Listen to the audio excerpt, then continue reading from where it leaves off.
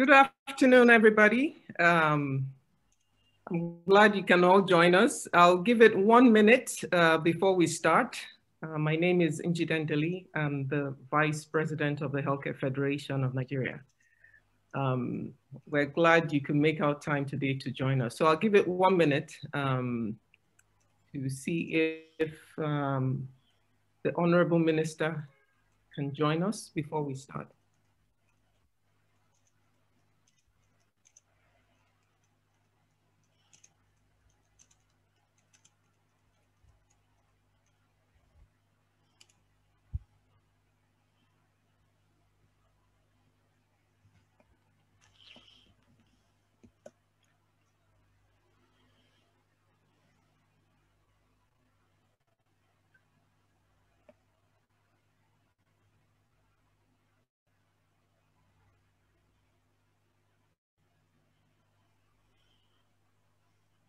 So I'll go ahead and get started. We try to keep the time in the Healthcare Federation of Nigeria. So good afternoon, everyone. Honorable Minister, distinguished panelists and participants. As I introduced myself before, my name is Njiden Deli, the Vice President of Healthcare Federation of Nigeria, HFN, which you will hear quite often today. HFN is a private sector advocacy group. We are a coalition of private sector healthcare organizations that act as an advocacy body within the healthcare system in Nigeria. And I want to welcome you today to this very important information session. You know, we are really experiencing unprecedented times brought on by the COVID pandemic. 2020 has been a real challenge for humanity and our healthcare system. And as you know, we have over 78 million COVID cases globally, accounting for over 1.7 million deaths around the world. But thankfully, Africa, wasn't as impacted as the rest of the world for various reasons. Some of them are, we don't know yet. A lot of research and investigations going on. But we also know that we're currently experiencing the second wave of the pandemic, with strains of the virus, which is much more deadlier than the first wave. But again, when you look around the press, all you hear about is COVID vaccines. Countries are now beginning to procure billions of doses for their citizens, and vaccines are now being administered to frontline workers and the most vulnerable within the society. And we thought to ourselves as the Healthcare Federation that, it's time that we, get together our members and interested parties to figure out what exactly is the situation in Nigeria and how our government is preparing, how the private sector can support, because we know it's a Herculean task and we need all hands on deck to help, kind of solve this problem and protect humanity, especially the Africans. So without much ado, I want to, go ahead and just give us some instructions on how we're going to run this. We suspect that, we've designated about 1 hour, 30 minutes for this session. We're going to have 3 main panelists who will be speaking. First, there'll be the introduction from the President of the Healthcare Federation, Dr. Pamela Ajayi, then Professor Tobias, who is a renowned researcher focused on, research on diseases in Africa. Then we're going to have the Honorable Minister. Hopefully he would have joined us by then. Then we have the Director of Immunization from MPHCDA, who will also going to speak. Then after that, we would have, comments from HFM members. And of course, we're willing to take questions and answer at any point in time. You can put in your Q&A in the Q&A box, or you can also write your comments in the chat box. I think this is going to be a really innovative and informative session. And I'm going to quickly hand over to Pamela just to make a few comments before we move over to Professor Tobias. Pamela, over to you.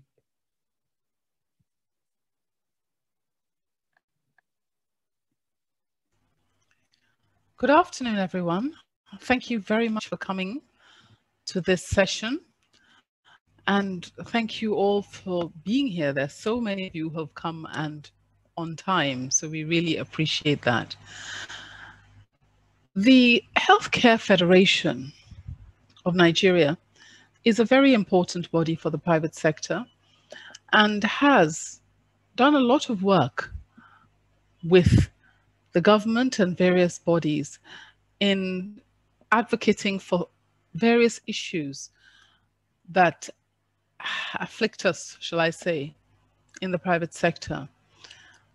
Under our immediate past president, Mrs. Claire Mashaya, a lot has been achieved. And we have done several things, such as advocated for the Cancer Health Fund, the private sector incentives, to name just a few. It won't be possible to actually name all of the achievements of the Healthcare Federation over the past few years, but suffice it to say that we are an all-inclusive body. So we are the umbrella body for all segments of the healthcare sector. And although this meeting initially was for members only, we actually had said we wanted to open it up to as many people as were interested, so that we can also say that if you would like to become a member, it is something you can easily go to our website and become a member. We're very keen to expand our membership of the Healthcare Federation of Nigeria, as we want to make sure all the bodies are involved. Today, we are talking about vaccination, because vaccination is something that is really at the top of everyone's mind, particularly since there is a second wave currently going through our country today. Right now, we're having unprecedented numbers in terms of the amount of people who are getting COVID.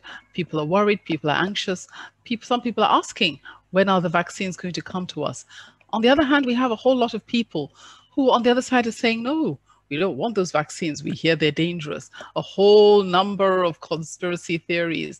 You know, it's got poison, it's got sterilization, it's got chips, it's got, you know, but then on the other hand, though, apart from the conspiracy theories, there are also other people who are concerned. They're saying things like, you know, this new mRNA, how did it come up? How come you're able to make a vaccine in only 9 months? Meanwhile, in the past, it took 4 years, 5 years, even more to make vaccines. There's some places they said they couldn't even successfully make vaccines for certain organisms at all. So how did this happen? We're hoping to have, you know, our speakers today really address some of these issues, address some of these questions, and also very important, answer the issues that are, you know, with regard to us specifically. It's one thing for vaccines to be talked about all over the world. It's another thing for us to actually know what is relevant for us. Is the COVID-19 really deadly enough that it should be compulsory for us? The way some people are saying it should be compulsory elsewhere.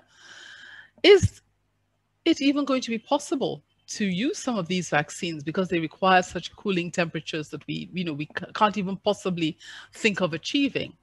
So I think that this is a very important session, and hopefully a lot of these questions will be answered during this session. And we do have some polls which we're going to be taking through, a few polls, just asking a few questions of our audiences. They will be anonymous polls, so you can feel free to answer them, and so that we can get a feel for also for where you are, for what it is you're thinking as we go along. So without further ado, I'd just like to say once more, welcome to this, which is the first of our webinars for 2020, and actually the last one. But we will be starting again in January with issues that are pertinent to the private sector, very pertinent. There are a number of challenges that are coming up and coming our way. I don't know if those of you have heard of the NDPR. That's the there's the law. It's similar to the GDPR to do with regulation of data and information that has been set up by the Nigerian government is coming towards us in the health sector. There's so many things that we need to know about, and we need to know about it before it hits us, not when they come and start fining us at the end of the day. So there's a lot of things that we're going to be bringing and making sure that our members are kept up to date and kept informed of. So thank you very much for coming, and we hope you enjoy this webinar. Back over to you, Njide. Thank you, Pamela. So I'm going to go straight to Professor Tobias. I just got a message now that the Minister and the Director of MPHCDA are running slightly late. They're in the Senate. So Tobias, we'll let you speak a little bit longer until they get here.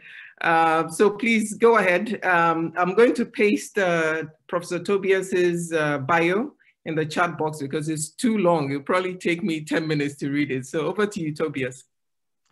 Thank you very much, Njide. Thank you very much, Dr. Pamela. It's a big pleasure to be here. Can you hear me properly? Yes, go ahead. And you can see my screen as well, eh? Yes. Excellent. Well, indeed, these are exciting times. And I was asked to provide you the information that we have from literature and from the latest news on vaccines, on COVID. What are the ins and the outs, the pros and the cons, the recent challenges, the rumors and the truth. I'll do my best to summarize that in a short presentation. Let me take you on this journey with me. What should an ideal COVID vaccine look like? Well, first of all, it should induce a robust B-cell immunity. The B-cells should make antibodies, and your antibodies should be strong. They should be universal, they should be high titers, and they should be seeing a lot of different epitopes, a lot of different molecules of the virus. So that is a very clear first goal. The second goal is the vaccine should also induce a very potent T-cell immunity. The T-cell immune response, I will come back to that in a second, is equally and important, and maybe even more important in COVID than the B-cell response.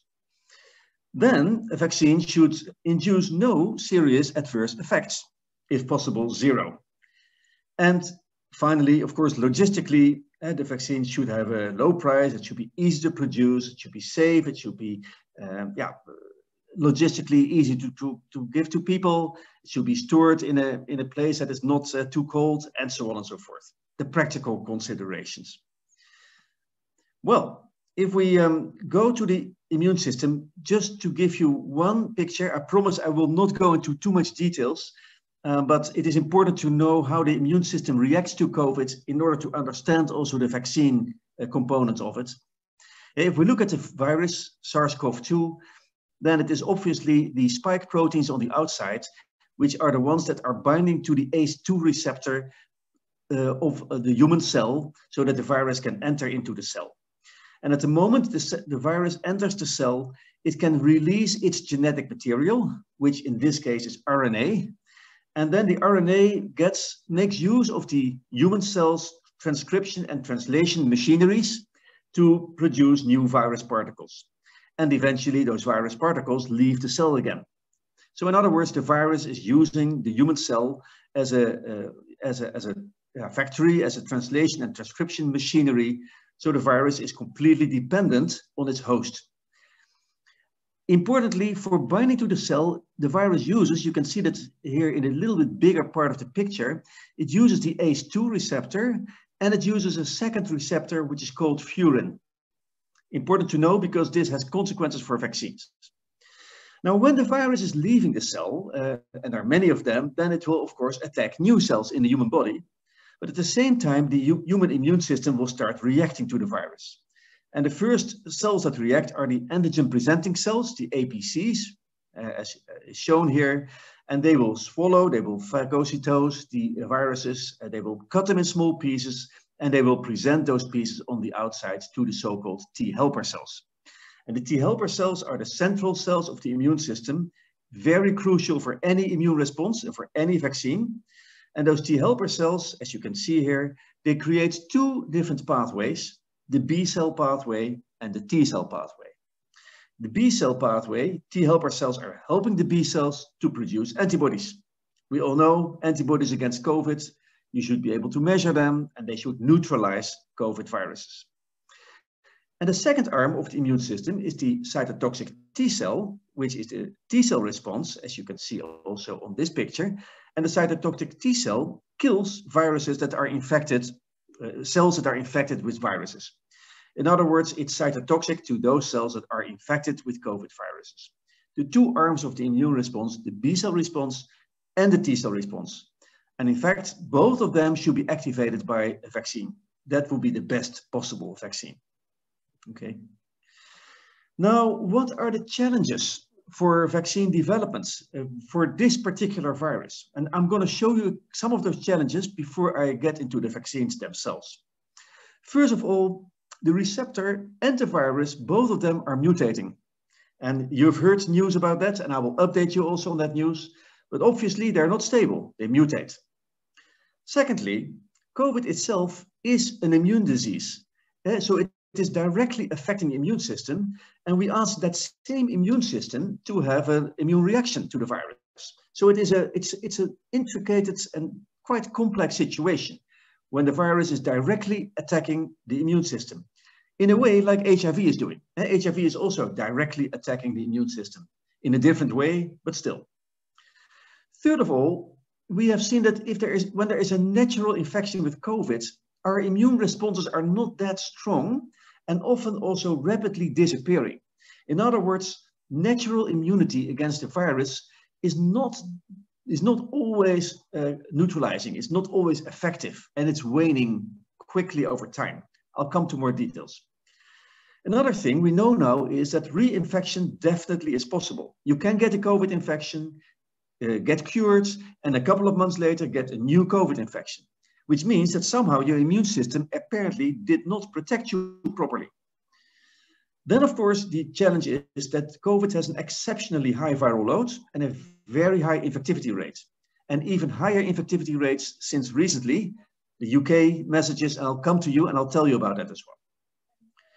And then, where should the vaccine be? What is the first level of defense against the virus? This virus is entering through our nose. Yeah, so shouldn't the vaccine be in our nose instead of in our body to protect ourselves optimally?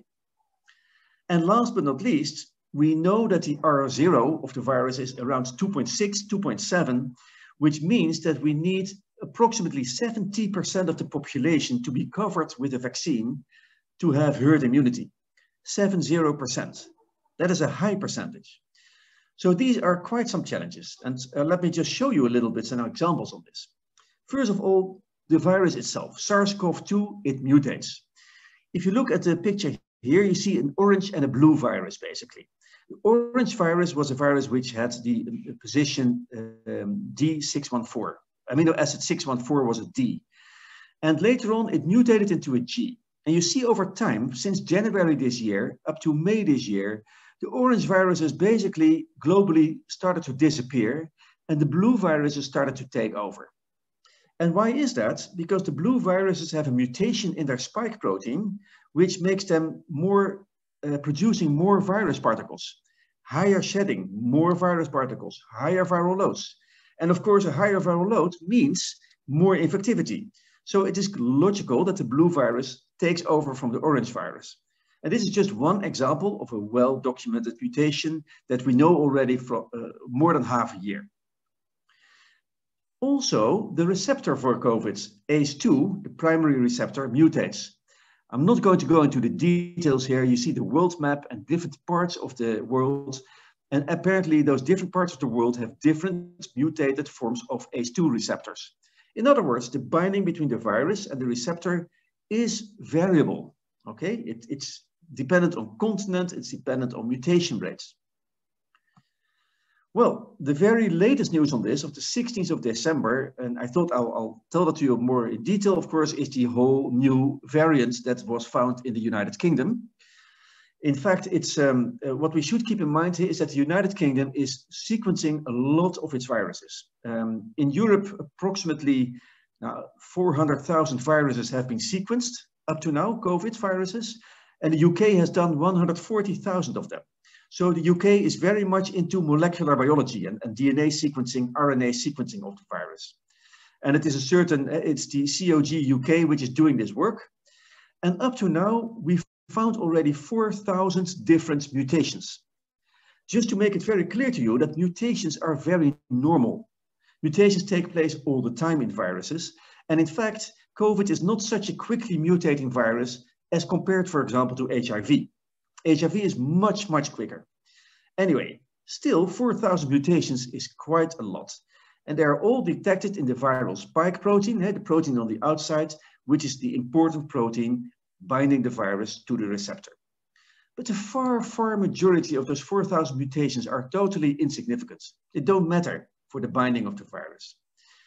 However, this new variant that has just been described in the UK, VUY 2020-1201, is maybe different.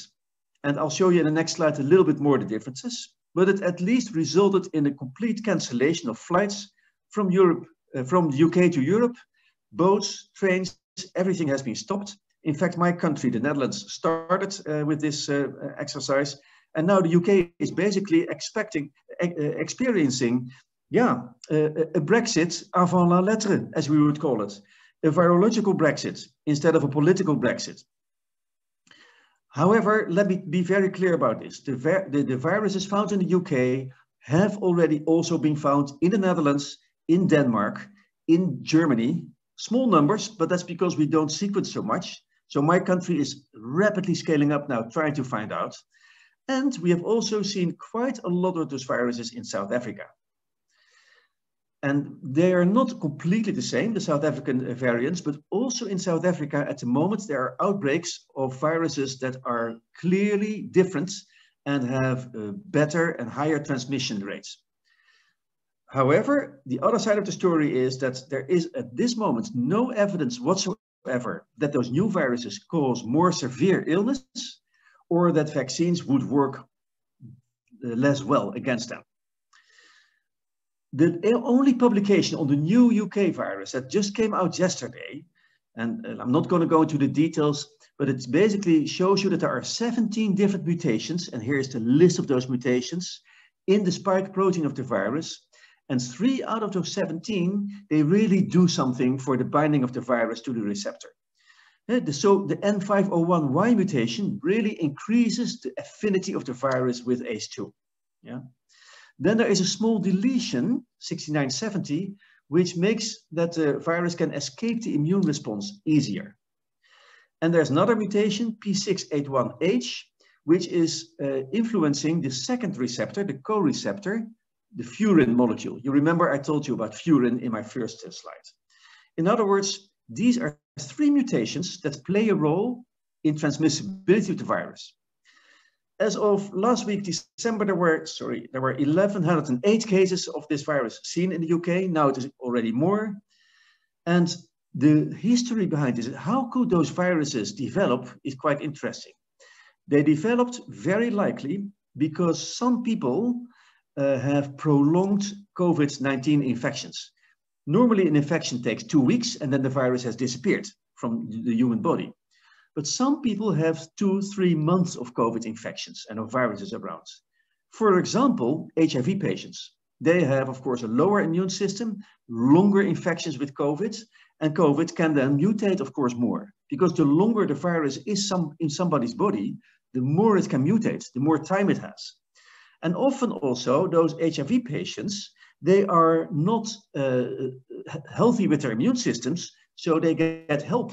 Sometimes with convalescent serum, sometimes with remdesivir. And these are, of course, selection mechanisms on the viruses. So if there is an HIV patient that has for 3 months COVID and takes remdesivir and maybe takes convalescent plasma or serum, then the chance that these high numbers of viruses create a lot of mutations is pretty high.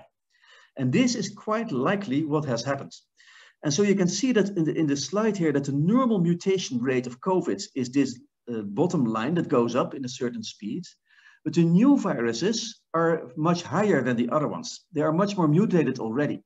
So there has been a quick jump from normal, natural COVID viruses to hypermutated COVID viruses, apparently in the southeastern part of the UK, but also in South Africa, that's for sure.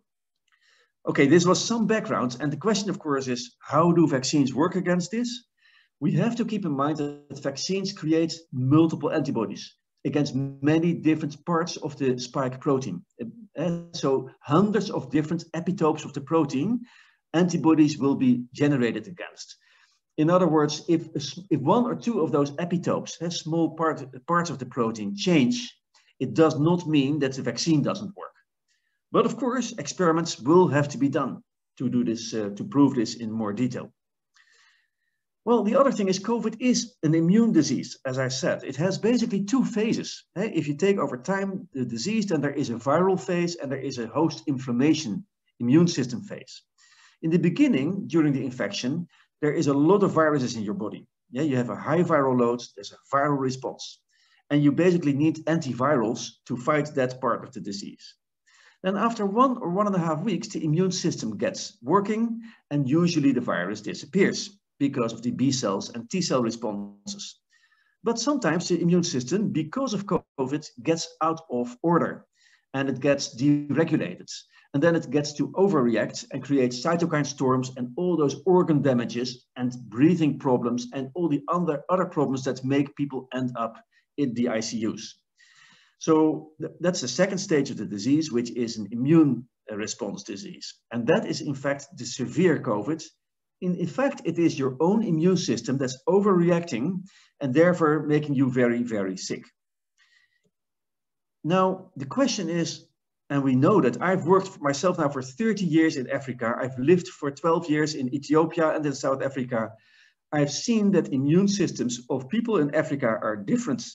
And the question is, how well do vaccines that work in Europe work in Africa? Do they work better maybe, or do they work worse? We don't know yet. And one example I wanted to give you about immune systems in Africa. We know that helminth infections are very, very much prevalent in Africa. On the right-hand side, you see Africa with a lot of examples of helminths, Ascaris, Trichuris, hookworm, tapeworm, and so on. And we do know that helminth infections, they direct your immune system in the so-called T helper 2 direction, the B cell responses, and not so much the T cell responses like the T helper 1. And that means that the immune system in a way is protected against those overreactions that I just explained to you. In other words, it could be that helminth infections protect against an overreaction against COVID, and that they're in a way good for Africans because they protect you against too severe symptomatology of COVID. And that, of course, is a very interesting hypothesis, which is currently being studied by many different research groups, including myself. Just to give you an example here, that immune systems in African settings are quite different from immune systems in Europe. Another very important thing is waning antibodies. This is just one example of a publication. By the way, this PowerPoint will be shared with you. It will be given to you. You can use the PowerPoint yourself for any of your presentations. It will be sent over to you later. But basically what we can see is that in time, after the acute phase of infections, antibodies are going down pretty quickly already. It usually takes only 1 or 2 months before antibodies really disappear again from the blood. So the question is the immune response really going down, or is it sufficient to have B cell memory, and whenever you get infected with COVID, the B cell memory will get revitalized? We don't know exactly, but it is very clear that the antibodies against COVID are not that very long lasting. And that's another challenge, of course, for vaccines. We also know that reinfection is possible. I just have given here a couple of papers. Some people get reinfected and they don't feel anything. Other people get reinfected and they die. And so it is still not clear how often reinfection takes place. Very likely it is very rare, but it can happen. So it means that immune systems are failing.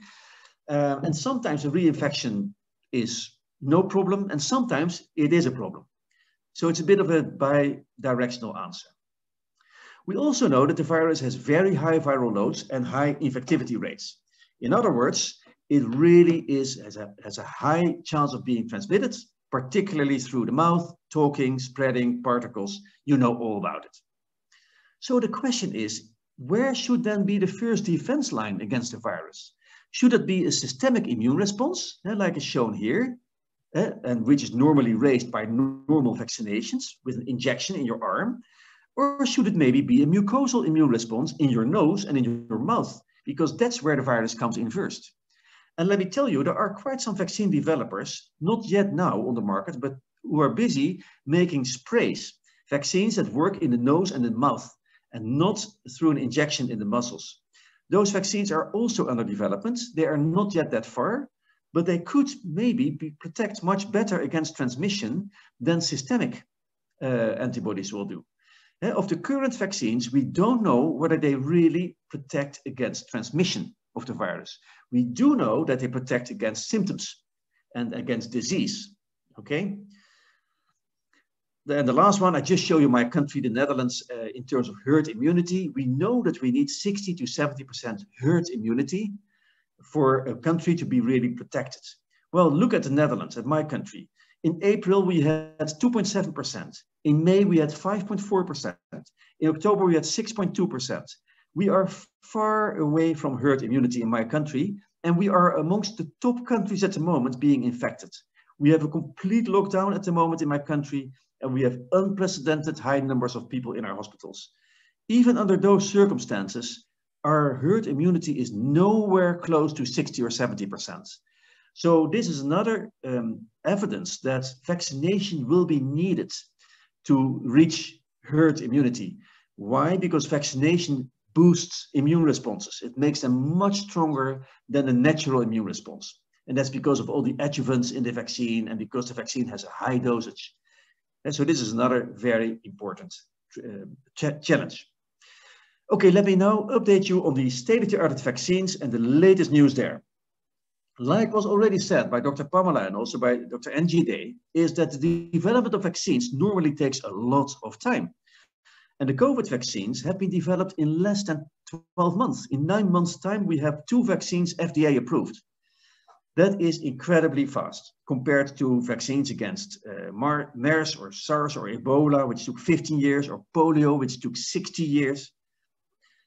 Now, the reason, of course, that we are that fast is, number one, that enormous amounts of money are spent. Number two, that our technology is much, much better than 10 years ago. Just think of it, that 10 years ago, there would have been a COVID epidemic. No way there would have been a vaccine in 9 months' time. And also, of course, we have made clever steps in the different phases of vaccine trials, phase 1, phase 2, phase 3. I'll come back to that. Vaccines can be all kinds of different vaccines. I've just shown examples here in this slide, but basically there are 4 important categories of vaccines. Either you take an inactivated or weakened virus. That's pretty tricky because the virus, a weakened virus, is still a virus and it can still replicate. Some people are doubting about that, but in China, some of those vaccines are being developed, and also in Russia. Then there are protein-based vaccines, which basically will inject the spike protein, for example, of the virus into the human muscle. Then there are so-called viral vector vaccines, which means that we clone a piece of the virus into another virus, which is less dangerous. Usually adenoviruses are used as a vector. In fact, some of our vaccines, the AstraZeneca one is a viral vector vaccine. And then there are RNA and DNA vaccines. And particularly the Pfizer and the Moderna vaccines are RNA vaccines. That's pretty new. And I'll tell you a little bit more about that. If you want to be really up to date with how many vaccines are there and how far are they in their approval status, go to the New York Times vaccine tracker. It's the first one always mentioning any new developments here. You see here also in the tracker of yesterday, there are 63 vaccines in clinical trials. 18 of them have reached phase 3, the final stages. 2 vaccines have been FDA approved, Pfizer and Moderna. One of them has been abandoned. I'll show you also which one it is in Australia. And so if you want to track and trace, go to the New York Times vaccine tracker. And the URL is on the bottom of the slide, and you will get those slides so you can look yourself. Well, a lot of people are saying if it is going so fast, if you develop a vaccine in 9 months' time, that can't be good enough quality. And there must be problems there. And let me tell you, what we know from all those projects is that all those vaccine development projects have been very, very meticulous and highly scrutinized. They stop their trials at the moment they have one person with adverse effects. They really, at the moment there is some kind of a smaller target group that doesn't respond that well, for example, the elderly, then the vaccine trials are delayed. In other words, those trials are really, really scrutinized, as well as any other vaccine trial on any other vaccine. But of course, unforeseen things can happen. And this was a piece of news just by the 11th of December, an Australian vaccine that has been abandoned because of false HIV positives. Basically, what it means is that the vaccine was a COVID vaccine. It had nothing to do with HIV. But apparently the antibodies that were raised by this vaccine, some of those antibodies cross-reacted with normal HIV tests. And therefore, suddenly somebody becomes HIV positive by testing, not in reality because the person is not infected, but still people don't want to have a positive antibody test for HIV because they get a COVID vaccination. That is a no-go area. So that was the reason also this vaccine in Australia was discontinued. Well, the very first vaccine that announced success, as you know, was Pfizer. That is, no, what is it, 2 weeks ago? A month ago, November 9. That was the first newspaper article about the vaccine of Pfizer with more than 90% effectivity announced. And the second RNA vaccine, I'll come to that, is the Moderna vaccine, which is also now approved by FDA just yesterday, or the 18th, sorry, 3 days ago. So both Pfizer, this one, and Moderna are now approved by FDA and are being already injected in a lot of people in the United States, England, and other parts of the world. How do RNA vaccines work? Basically, the spike RNA, so the RNA of the spike protein here in red is put in a small delivery vehicle. And the delivery vehicle is just some fatty acids. It is an oily, fatty mini droplet. And that mini droplet can merge with the cell membrane of a cell and then inject the RNA into the cell. So it imitates, in a way, a virus. It is not a virus, it is a mini droplet, but the RNA of the virus, of the spike RNA, is now injected into the cell. And then, of course, the cell machinery will be used to make proteins, and then those proteins are again released by the cell. And those proteins, in green in this case, are the spike proteins, and they then will elicit an immune response.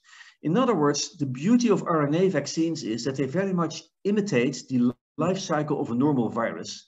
But of course, they are not a normal virus because they only have the spike protein genetic material and not any other genetic material. So it is impossible for the human body to produce a virus. It can only produce the spike protein in green. The third vaccine is AstraZeneca, which is a sympathetic vaccine because it was developed by a University of Cambridge and Oxford, both. Mostly starting in Oxford, and it was not developed by a pharma company. We see that it is a classical adenovirus construct, so it is the spike gene of SARS-CoV is cloned into the adenovirus, and that is injected. The vaccine is not yet FDA approved, but they're pretty close to it, and the scientific papers already have been published in the Lancet just, well, not even 2 weeks ago. And the first publication was in the Lancet, and it shows you the results, lots of authors, of course. Basically, the overall efficacy of the AstraZeneca Oxford vaccine was 70%, 70, which is lower than the Moderna and the Pfizer efficacies, which are mentioned. But what also happened is that they, by coincidence, injected a lot of people with half a doses in their first vaccination and then a double doses in the second vaccination. And those people apparently had a 90% protection. So apparently it works better if you use a lower dose in the first and a higher dose in the second vaccination, with 28 days in between. And that will really increase the response and the efficacy to 90%. That was a remarkable publication. 2 days later, the publication by Pfizer came in with the RNA vaccine on December 10, with a 95% effectivity rate in the New England Journal of Medicine, also a big journal. I'm not going to go into the details, you can read them later on. So at least of those 2 vaccines, all the details have been published now, how they work and how quickly they are raising immune responses. Today, just a couple of hours ago, I've just put a slide in, the European Union approved the Pfizer vaccine. The EMA, which is the FDA of Europe, approved the Pfizer vaccine, and they even gave already a little list of side effects that happen. And okay, they mentioned a little bit of pain and swelling sometimes at the puncture site, like for any vaccination. Then 8% of the vaccinated people can develop a fever. Quite some people can get a headache, 39%, 37% some fatigue, and 25% some muscle aches. And allergic reactions are extremely rare, probably in the range of 1 in 100,000. In other words, these are kind of the expected side effects if we go to bigger populations. The figures here are based, of course, on clinical trials. But all of those side effects are mild and they're very temporary. They disappear within 1 or 2 days maximum. Okay. So vaccines are on the right track, but still there are quite some questions that are not answered. First of all, like I said, do vaccines really prevent against transmission of the virus or only against the symptoms of the virus? We don't know. How long will the vaccine immunity last? Sorry to interrupt, Tobias, but you have Yes. to start rounding up. I'm rounding off. Very interesting, but no worries, no worries. I'm very happy to round off. Can I have 1 or 2 minutes? Is that okay?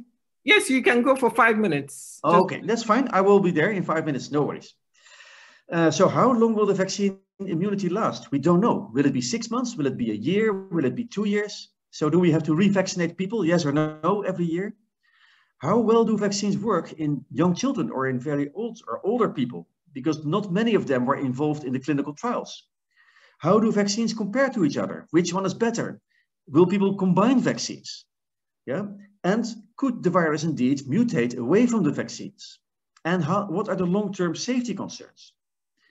Well, if we look at vaccines now, RNA vaccines are clearly a challenge for Africa because they have to be stored in -70 degrees. That's very difficult, which means that the Pfizer and the Moderna vaccines are maybe not the first option, but the Oxford AstraZeneca vaccine much more an option for Africa because it needs less cold temperatures and is also much cheaper.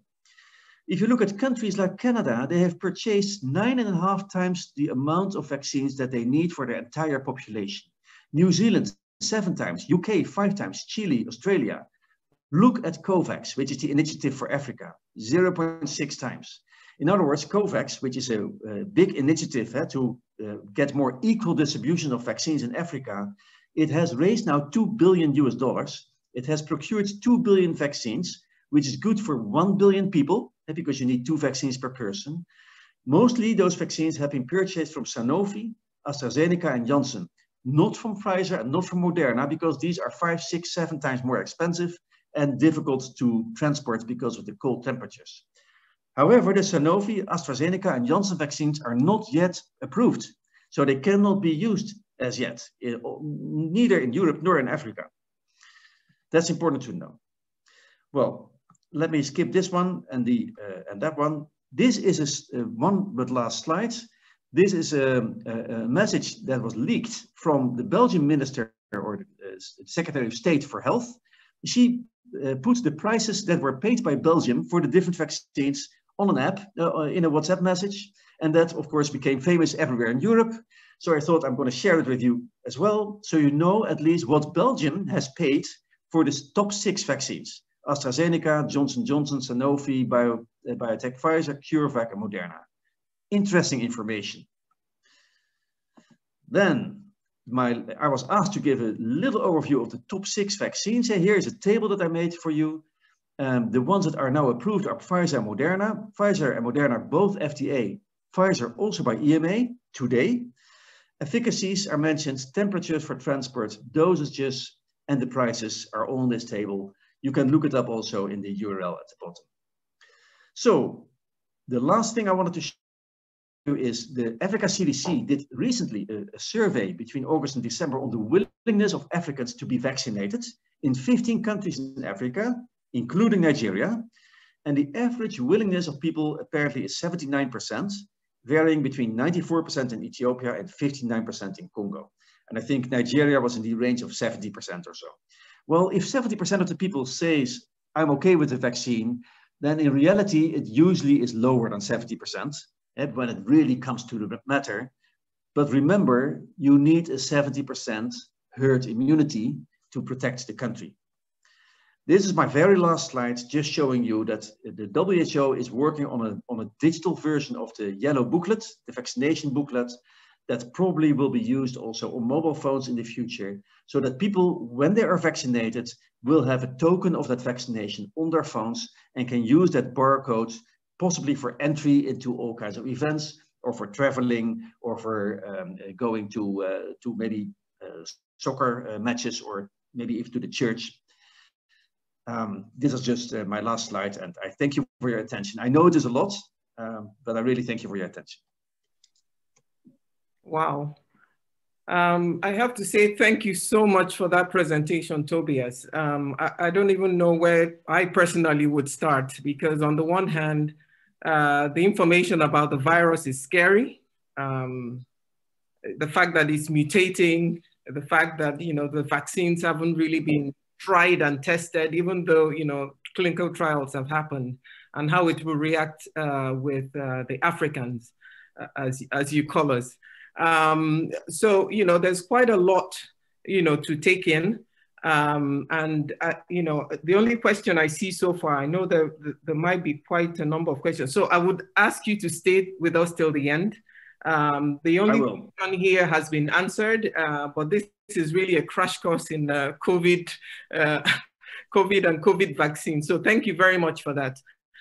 While we look through and see if there are any questions, I want to welcome the Honorable Minister, Senator Dr. Adeleke Mamora. Thank you so much for joining us. I'm sure you heard all that Tobias said, and you know, it's a nice segue into what is in it for Nigeria. How do we solve this problem? So, I mean, this is really why, you know, everybody is on here. First of all, to get the history, to understand the virus, the vaccines, and available options. Then to hear from you, what is Nigeria doing, and how can the private sector even help? I mean, what is the status? We have no information. So please, sir, we're very eager to hear what you have to tell us today. Over to you, sir. Well, thank you very much. Thanks for inviting me to be part of this. I want to apologize for coming in a bit late on the program. I just came in from the National Assembly. You know, the leadership of the Senate in particular invited us from the ministry and some of the heads of our agencies to talk about the issue that you just are discussing. And I must say that yeah, it's a whole lot of things to chew from what Tobias gave us, so much, and has really made my own assignment somehow easier in terms of what we are doing. I don't know if I can attempt to share the screen. Let me see if I can.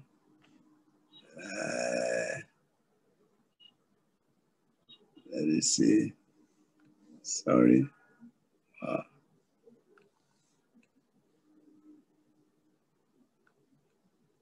So while you're putting up your presentation, Tobias, there are quite a number of comments for you in the chat box. So maybe you can, if you can, answer a couple of them while we listen to the minister. Fine, that's okay. Yeah. implications of the new mutant strain. I mean, you can type your response so that the minister can continue with his speech, just to save time, because we're already almost at the 1 hour mark. Oh.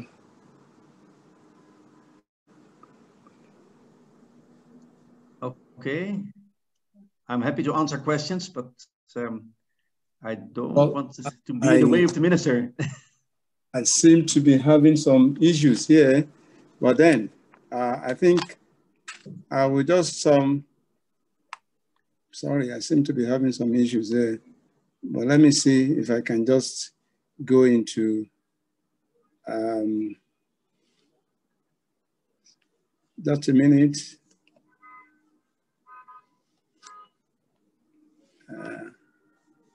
Wow.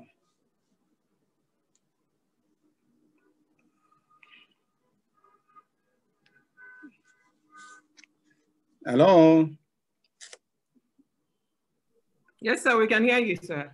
Yes, I seem to be having some issues, but let me just go on now without, now you recall that just by way of background, the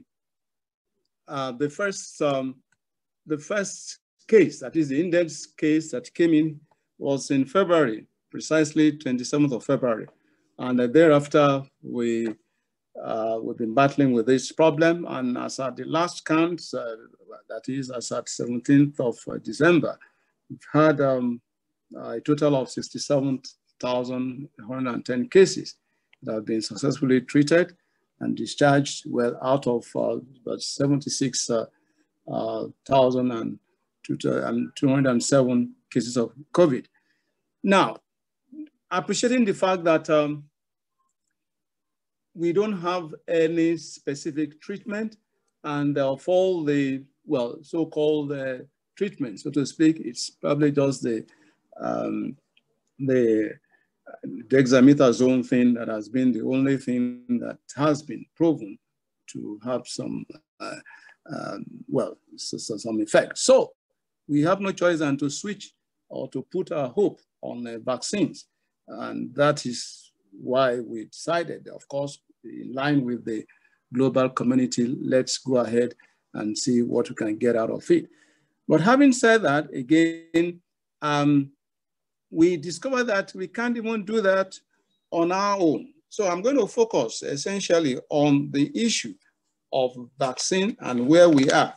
And of course, there's what I call the 6 A's of a vaccine.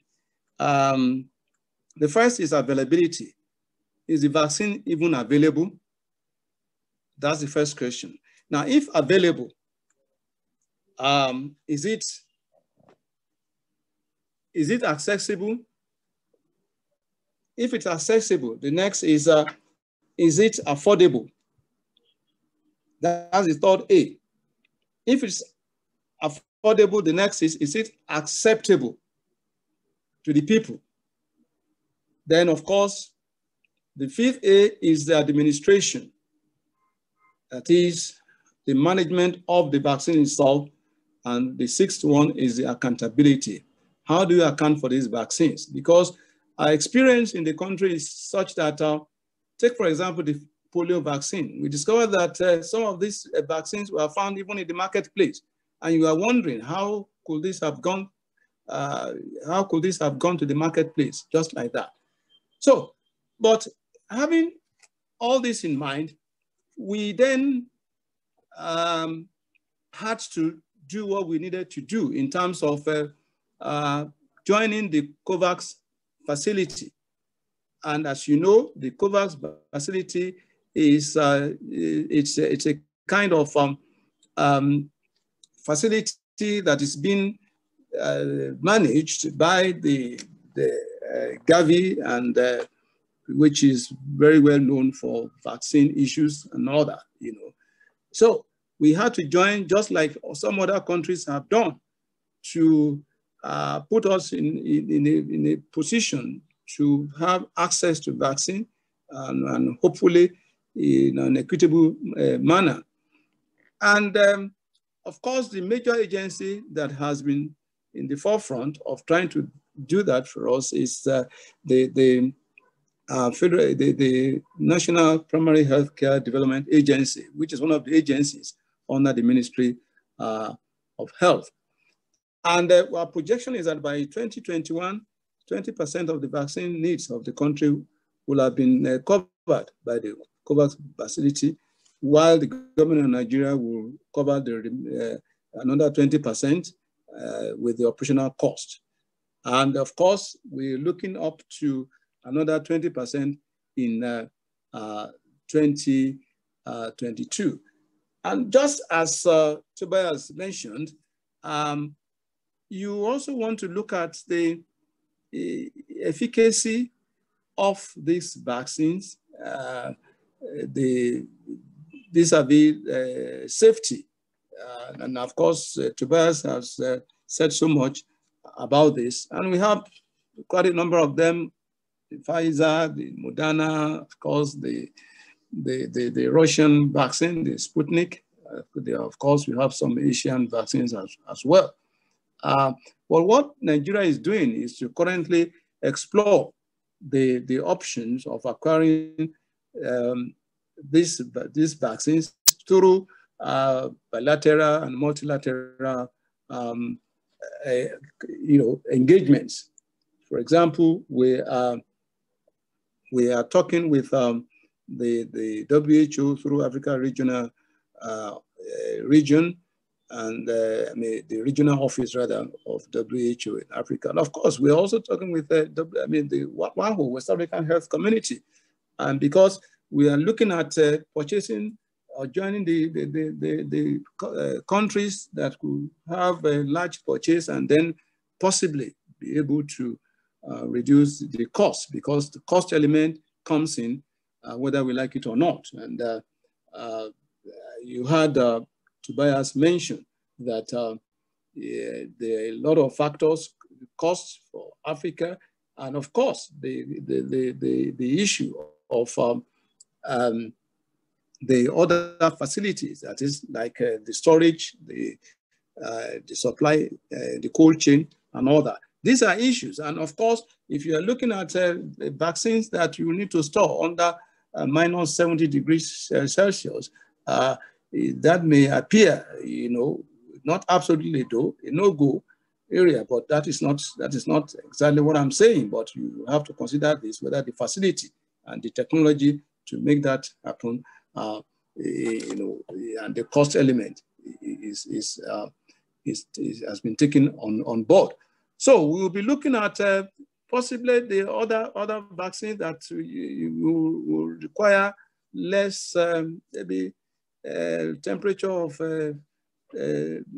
minus 20, as opposed to the one that will require that of minus 70 and all that.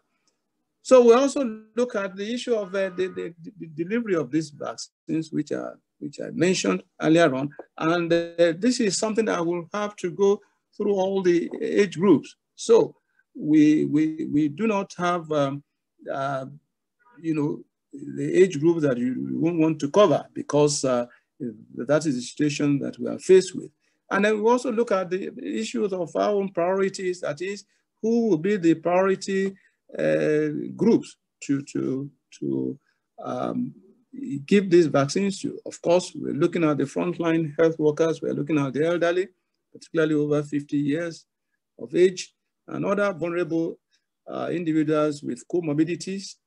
And these are the groups that we will be considering first. And but again, let me say that we still haven't decided on which of these vaccines that we are really considering.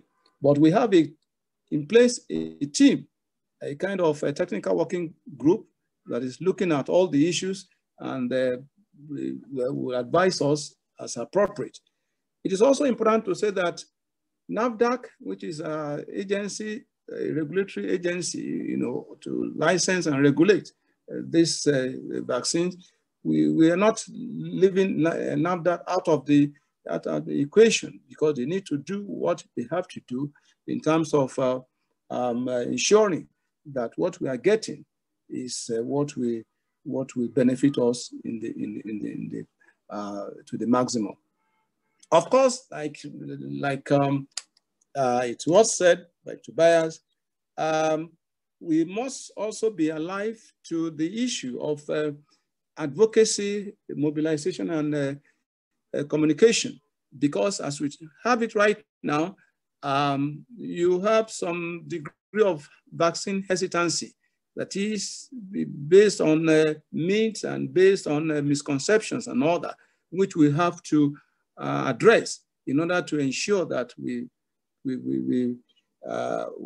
able to get these vaccines to all that we want to reach. Of course, I've mentioned the issue of the cold chain, the logistics for all that, and the supply and moving things around. Then the issue of funding is also there, which we are looking at of what we want to do. In fact, that was why we had to meet with the leadership of the Senate earlier today.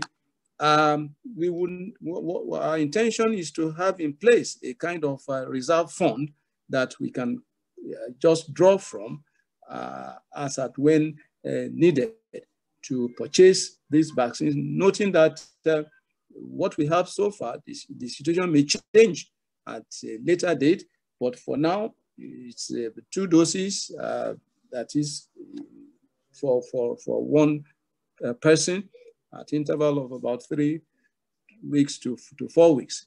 So we are looking at that, and we have to make our estimate and projections based on this. And of course, you know that the average price, of this vaccine is about $4 per dose, depending on which one you are looking at.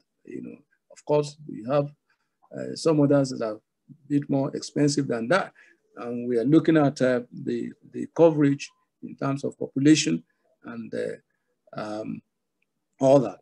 Well, in essence, for us, we're looking at how the federal government of Nigeria will really come in and strongly to protect, the citizens of Nigeria and living with that within that geographical space.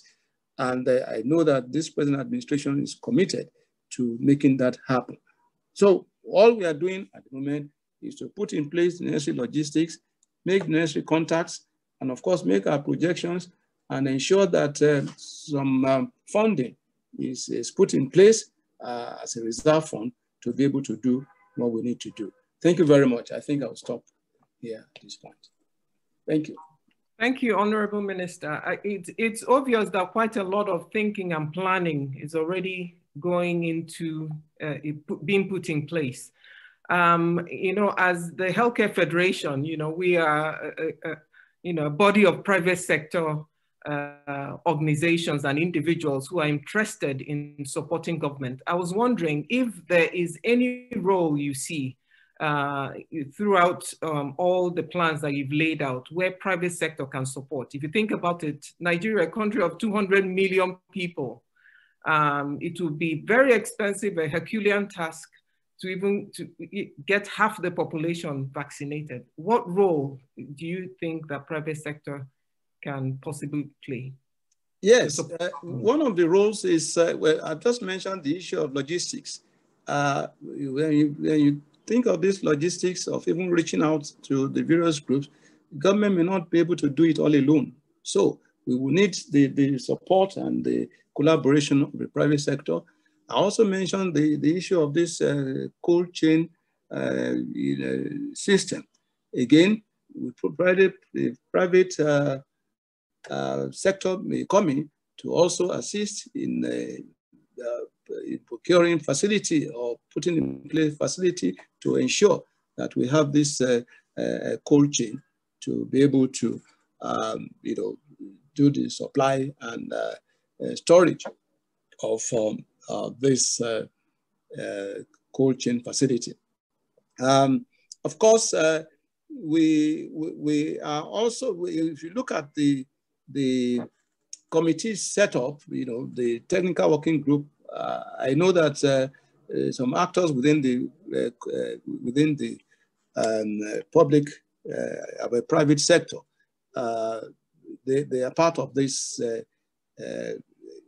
group working to advise the government as to how best to go on this matter. So we are open, and any day, anytime, we want that, we need it, and we, in fact, it's inevitable for us to have your participation, your collaboration, and of course, you have bigger funds even in the private sector than in the public sector. Thank you very much. Thank you so much for all that information, Pamela. I hope you're making a note of our next port of call in terms of yes, definitely, and follow-ups. So we'll quickly go over to National Primary Healthcare Development Agency. Dr. Bassi, your agency is charged with the actual downstream immunization.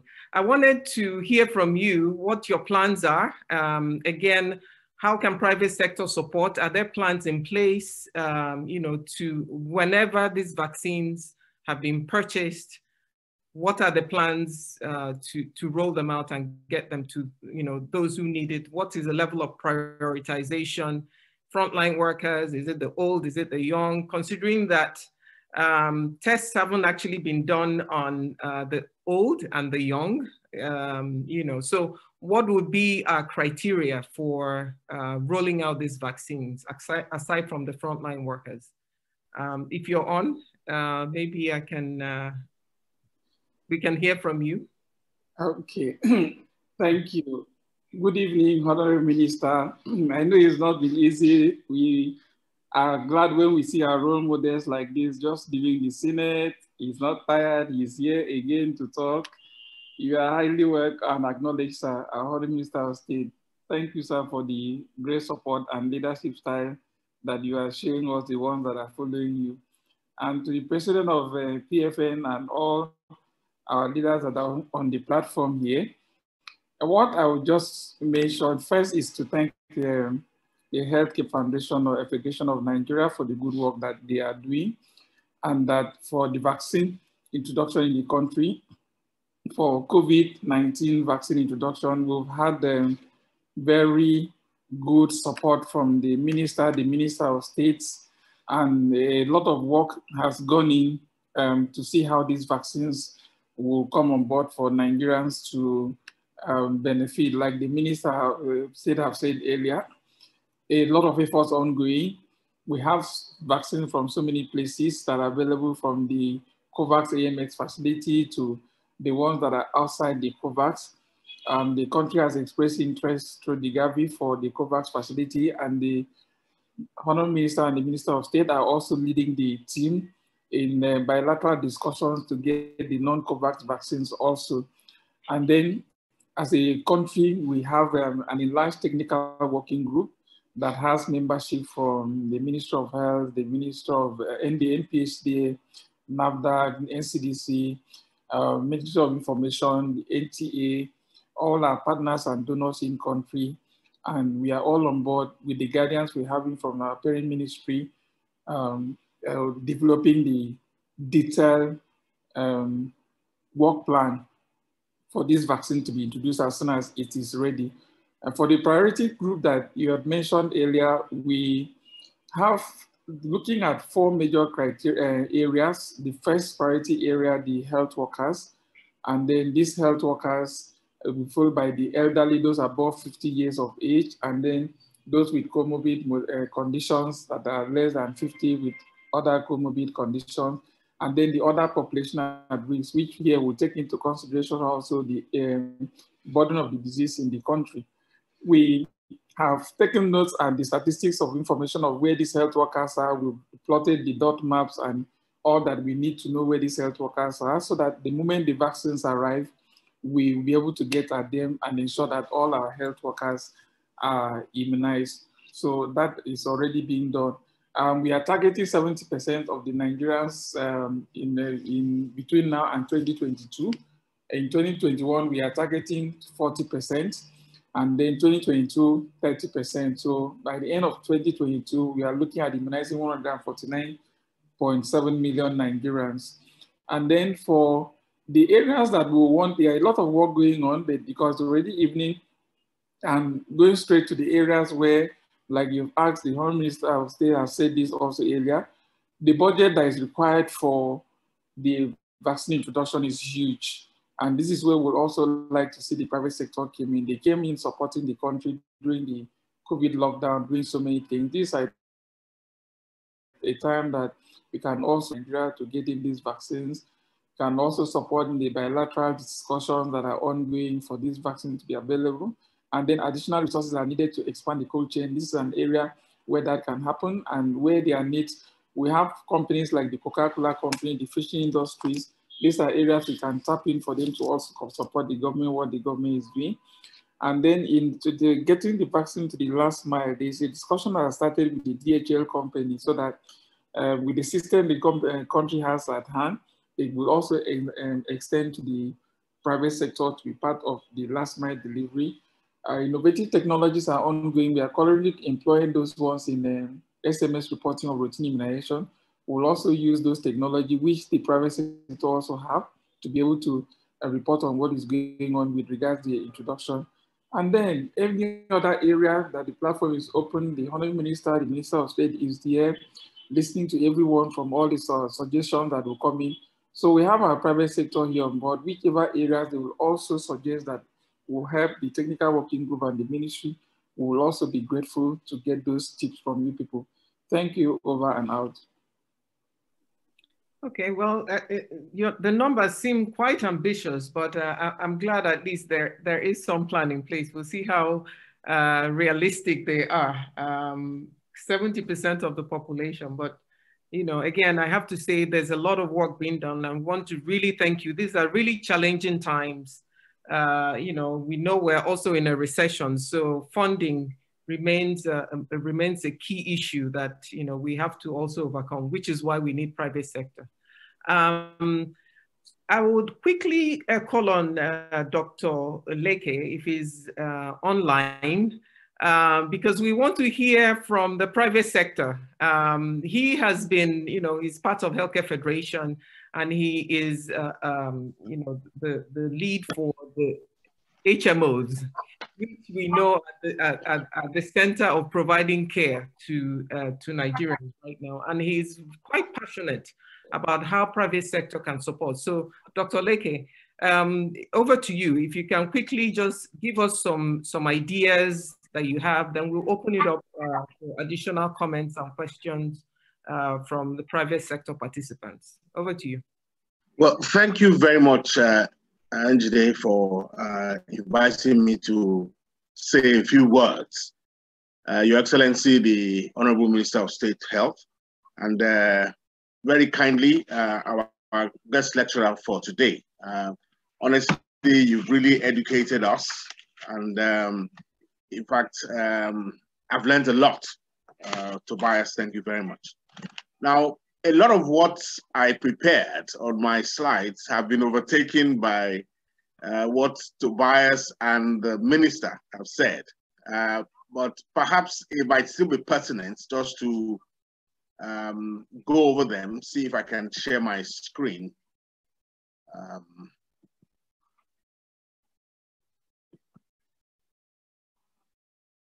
Okay, can you see my screen? It's about to come up. Yes. Okay. So, yeah. All right. So, Leke, you have to be quick. 5 minutes. Okay. This is so slow.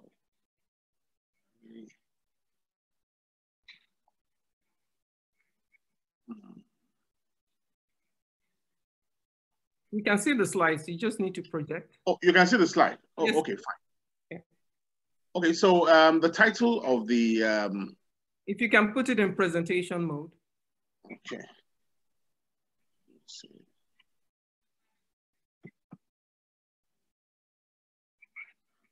How is that?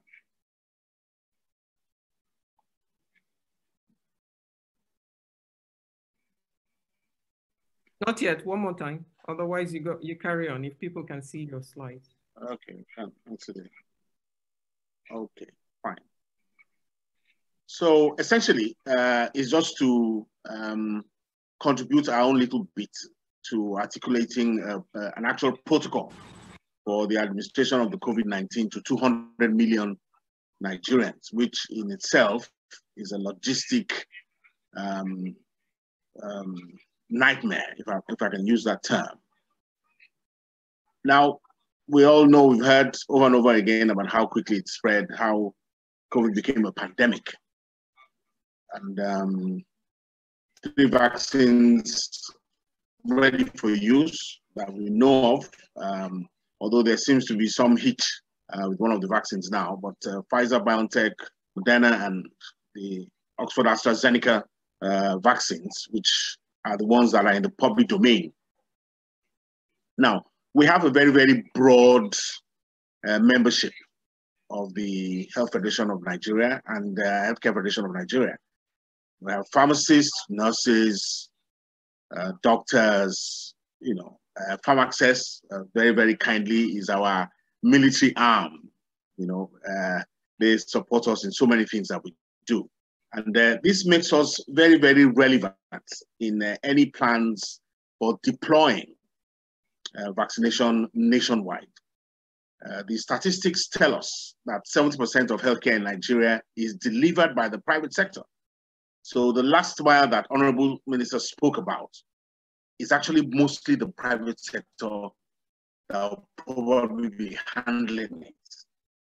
And it's a strong case for embedding the private sector in all the plans. In fact, if the Honorable Minister will at this forum appoint 2 members or 3 members to the working group for the vaccine, I think it will not be too much to ask for. Honorable Minister, if I can see you're smiling, we want to be part of that technical working group from the beginning, from the ground floor. That smile is almost a yes. Thank you very much, sir. Because we will be very, very relevant in this process. Now, WHO has articulated a framework for allocation of COVID-19 vaccination, and we hope this will kick in, because honestly, we cannot engage in a beauty contest in trying to access vaccines. There has to be an allocation for less advantaged countries like us, so that the first world countries do not consume the entirety of the production of the vaccines. This should be noted, and we need to be able to make representation through the Honorable Minister to the WHO to ensure that this framework kicks in. Human well-being, equal respect, global equity, national equity, reciprocity, and legitimacy are the principles under which this vaccine should be distributed, and we must stand on that to make sure that we get our fair share. There's also a roadmap for prioritizing uses of vaccines in the context of limited supply, which meshes quite well with the allocation mechanisms being designed by the World Health Organization. It's a values framework, priority group recommendations, the status of the pandemic in any given jurisdiction. It should embed with a public health strategy for each epidemiologic setting, the amount and pace of vaccine supply, and the benefit risk assessment for the different population groups. So once market authorized vaccines become available, vaccine specific recommendations will be issued. And these recommendations may be updated as additional evidence of vaccine effectiveness and safety, and additional vaccines and other interventions become available.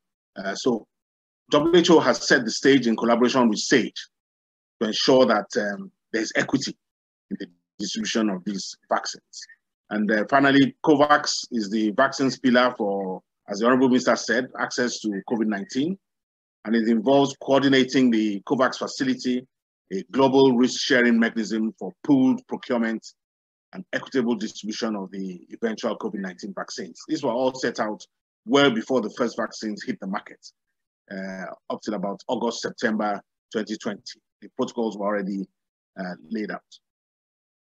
So as I said earlier, Pfizer, Moderna, and Oxford AstraZeneca, which seems to be the one that requires the least amount of cold chain specificity, perhaps it might take the lead in Africa and other less developed countries. I have never seen a refrigerator that can do -50, not to talk about -80. So I think that,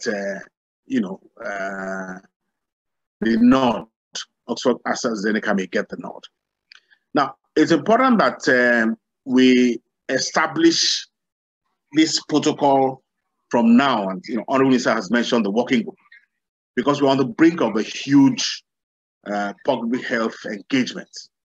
And we have to, as Honorable Minister said, administer to 70 million Nigerians over the next few months. Now, clearly, children will not be your first line of recipients of the vaccine. And luckily, we also have a huge youth bulge. More than 60 or 70% of the population is below the age of 40.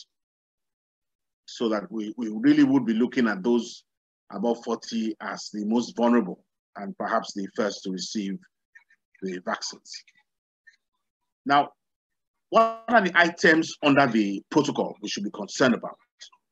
As I said earlier, the choice of specific vaccine, the establishment of a nationwide cold chain distribution network, articulation of funding mechanisms, and this is very important for vaccine procurement, licensing of approved importers, anticipatory customs approvals for importation, anticipatory NAFDAC approvals for products, as the Honorable Minister said, NAFDAC is in on this, accreditation of private and public COVID-19 distributors. Vaccines being found on the market is actually anathema. It should never happen. And we must make sure in our collaboration with the government, in the PPP model, that this does not happen. Prioritization of vaccine recipients we've spoken of earlier. Data collection, collation, and analytic procedures, because we shouldn't just give the vaccine. Record keeping is actually almost as important as the administration of the vaccines themselves. There must be documentation of vaccine recipients, otherwise it's a wasted venture. Monitoring and surveillance of vaccination and disposal of vaccine waste are some of the things that we are thinking of in HFN right from now. And this thought process has been going on for a few weeks now. Ladies and gentlemen, that's about it. I hope that Honorable Minister will lend his wit to his smile and let us know how many of us are going to be on that working committee of the Minister of Health of the Federal Republic of Nigeria. Thank you very much, sir. Thank you. Honorable Minister, you've been put on the spot. So can we get a response? You're mute. I will get back to you. Thank you for the promise. I'll get back to you. Okay, sir. Thank you so much for the time. So at this point, I'll hand over to Mr. Adeyemi Adewale, who is also the Financial Secretary for the Healthcare Federation, so that he can quickly go through some of the questions and answers, some have been put in the chat, just so that we can begin to round up. So Adeyemi, over to you, if you can hear me. There are quite a number of questions in the chat, and maybe Tobias can take a few minutes to run through quite a few of them, because his presentation was so packed. I already made a listing, if you don't mind, so I can start. Yeah, so if you can run through them. Okay? Yes, yes. But first, maybe one suggestion to the Minister concerning involvement of private. I'm doing in Kenya a big public-private project on COVID, particularly in the western part of Kenya, in Kisumu area. And one of the ways in which public and private can work together very well is testing, and particularly rapid testing, not PCR, because that's far too expensive, impossible to reach. It's rapid testing.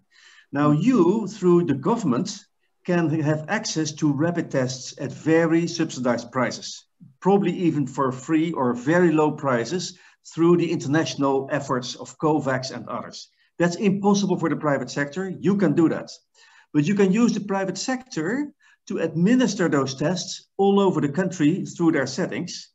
You can make the condition to them, for example, like we do in Kenya, that they are not allowed to make profit on the test itself, but they are allowed to ask for a normal consultation and any other medical advice and drugs that are given to the patients. Then you have a real public-private partnership where you benefit as public sector from the 50% extra capacity of the private healthcare sector to disseminate tests, and the private sector benefits from having access to rapid tests. And the population benefits because they get tested, and we know where the disease is.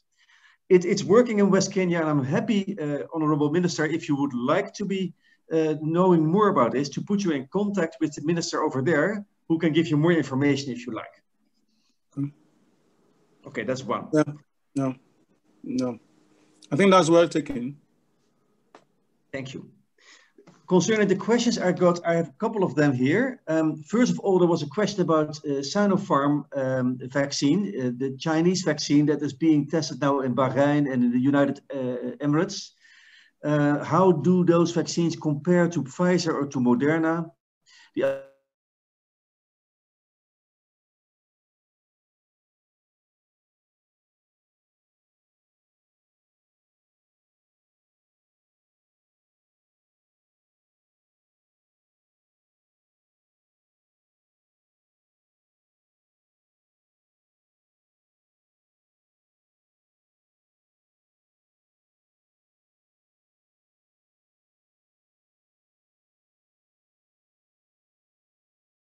COVID are present in Europe and not present in Africa. Number four, it is the way African societies are built is that often COVID was a rich man's disease when it entered the continent. It was for the people who could allow themselves to travel and take airplanes. But rich people are naturally in a 1.5 meter society compared to poorer people in Africa. They're much less intermixed. In my country, I can do my shopping next to the prime minister, you know, and in the same shop, because, you know, everything is much more mixed and therefore the epidemic goes faster. So I think there was also a natural 1.5 meter society, which has prolonged and has delayed the epidemic in your country. Another thing is what probably could be the case that in Africa, the non-dangerous COVID viruses, the ones that just create a running nose, have a high prevalence, higher than in Europe. And these might create some cross immunity against COVID. We don't know to what extent, the data are not there, but it could be the case. Okay, the other question was about ivermectin for prophylaxis, Chinese work. I will look this up because ivermectin would contradict what I'm saying. What I'm saying is that if you remove worms, then people might get more symptoms. Worms are protective. That's the hypothesis that I'm working on. Ivermectin would remove worms and theoretically would make your immune system more prone to hyper reactions to cytokine storms. I will look it up and I will come back to that in an email to NGD and then she can answer that question later on. I'm not sure. And then the last one is, why do we use a vaccination card if the vaccine does not protect against transmission? Well, we don't know whether the vaccine protects against transmission. Maybe it does. It certainly protects against symptoms. And we've seen that, against the development of severe COVID symptoms. So again, I can't answer the question really. But what I do know is that the so-called freedom cards or the digital yellow booklets are all over the place now. In the UK, when you get an antigen test, you get a 48-hour QR code, which allows you to enter a restaurant, for example. Well, they have a complete lockdown now, so they can't enter anything. But these types of chips and digital products will come on the market. I have my doubts about them also. Also, the ethical issues around it are quite doubtful. But we will have to find ways, of course, to regenerate our societies. We have to go back into our societies again. And we will have to maybe make differences between people who refuse to be vaccinated and people who are vaccinated in the future. Maybe that's also a way to get more people vaccinated. It's a long discussion. Thank you.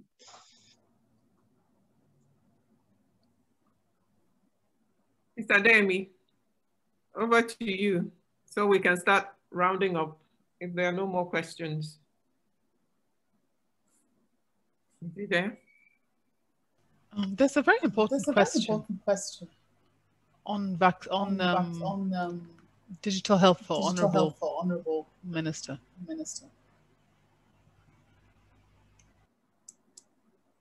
Pamela, can you read it out, please?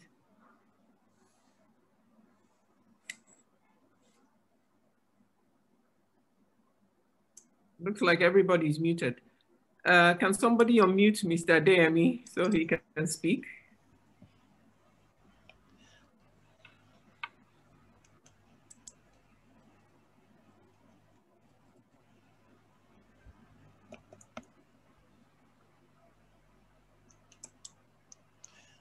And also, perhaps we could also do the poll.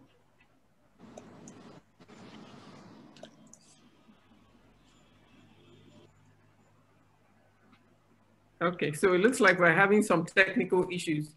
So at this point, Mr. Adeyemi, since you can't unmute yourself, I don't know if there were any urgent questions. We can take one or two, then we can start rounding up. We're now at 1 hour 30 minutes since the start of the webinar or the information session.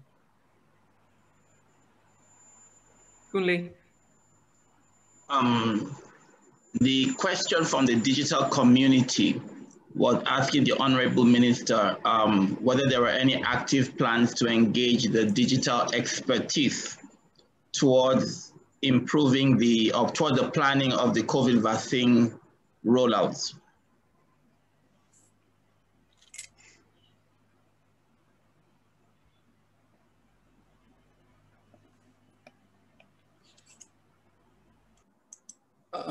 Please unmute me.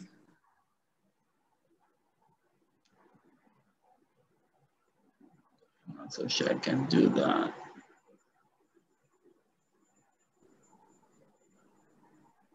Hello? Okay, we can hear you now, sir. Oh, it's muted again. I think Pamela will have to do that.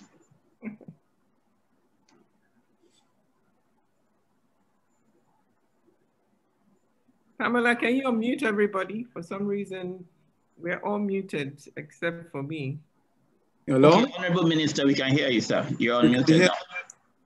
Yes, thank you very much for your question. I mean, digital technology is the way to go. So whatever can assist us in achieving our goals and objectives will be welcome.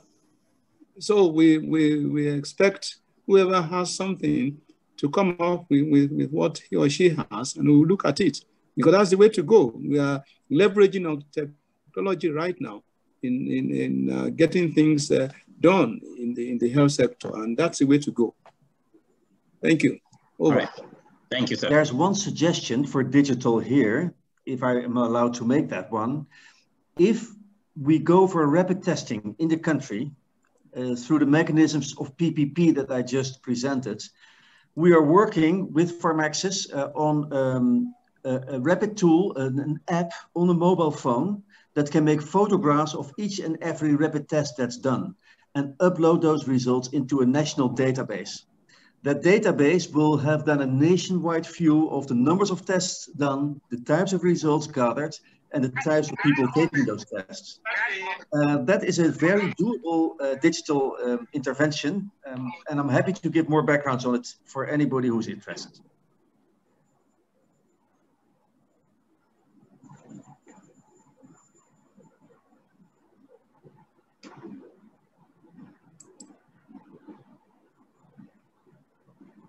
So it looks like the system is telling us to round up.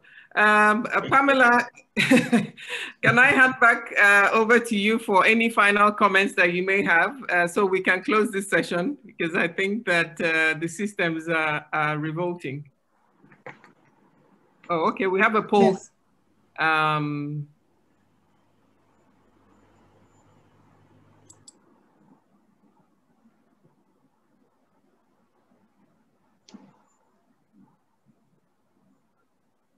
So Pamela, over to you while the poll is going on. Thank you very much. I'd like to say a very, very big thank you, especially to the Honorable Minister for taking the time to come on this call and to grace us with his presence. We'd also like to thank the director, Dr. Bassi Oposen,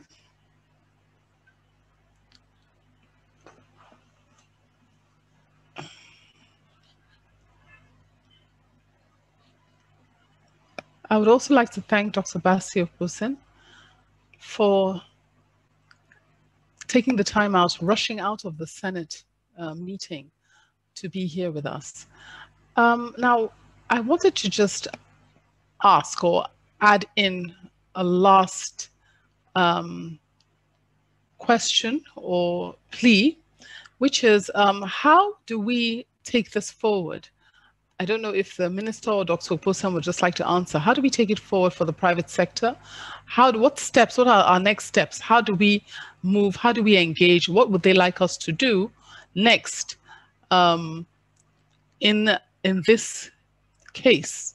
How should we move forward on it?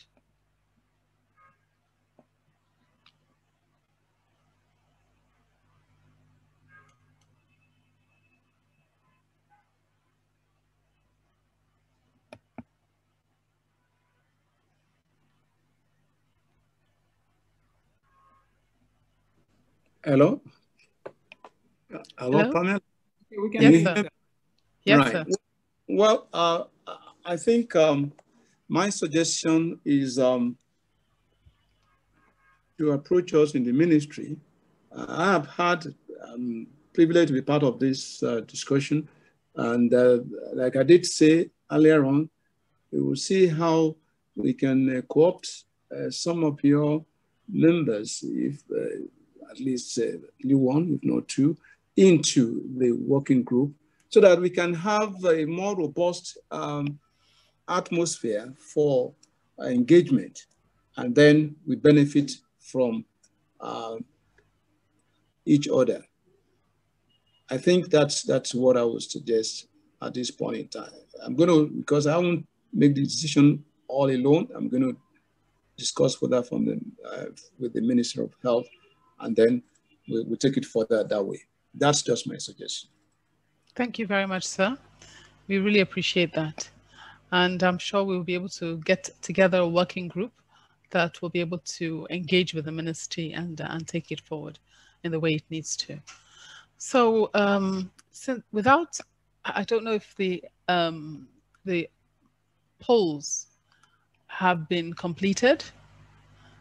Can anyone see? I'm afraid I can't see from here. I see a different screen. Have the polls been completed? It's still, people are still voting. Okay. But almost done. Okay. I think it's just important that when we have an opportunity to engage like this, that we are able to actually talk to everyone and get the people's opinions, because they're very, very important people in the room, and I think their opinions are very, very important. So as I was saying, I'd like to say big thank you to the Honourable Minister. I'd like to say a big thank you to the Director. I'd also like to take a very, very big thank you to Professor Rinke for his extremely elucidating presentation. It was so clear and very, very, I think, really put a lot of things in place, I would say, for a lot of us. We also want to say thank you to Dr. Oshinui for representing us, the private sector. And I'd also like to thank the over 170 people who have been on this webinar with us, and I'm sure there's actually more of us because some have come in and some have gone off, and to say thank you everyone for being here, and also of course to thank God for making this possible for us to hold this today. There's going to be a lot more that we as the HFN will bring to you, and we'd also like to encourage membership as well as participation in our future webinars. And at this point, I think it is important to I think the last question, I'm seeing it on my phone. I think that's a definite yes. I think we've had that yes from all the members, from the minister to the director and to everyone that is present. But so that we end on a very positive note, I would like to wish everyone a very Merry Christmas. Christmas is coming up in less than a week, in 4 days' time. And I know a lot of us are looking forward to taking a break. And I think we all have to thank God for bringing us to the end of 2020. And I'd like to just encourage all of us to continue being safe, to adhere to all our COVID-19 protocols, and to encourage people around us to also adhere to them, because as much as we take care of ourselves, we have to take care of people around us, and not everyone understands the magnitude of the problem. And so it is very important that we continue to encourage those who are around us to do the safe distancing, to sanitize, to clean, to continue to wear their masks as appropriate. So if I can say without further ado, thank you everyone, and wish you all a very Merry Christmas. So the results have come out. In Nigeria, do you think the private sector should be involved in COVID-19 vaccine? 94%. It's quite an overwhelming yes. So that's a great one. Thank you very much, everyone, for being here. And we look forward to working together, all of us, to achieve a successful resolution of this pandemic, and a good health to everyone in the new year. Thank you. Thank you so much for joining. And the presentations will be made available. I see one last comment that there are no next steps. This is just the start of the dialogue. Once concrete steps are identified, it will be communicated to all the private sector and those who attended this webinar. So thank you and have a wonderful holiday. Bye. Bye. Bye-bye. Thank Bye. you all. Bye. Bye. Bye.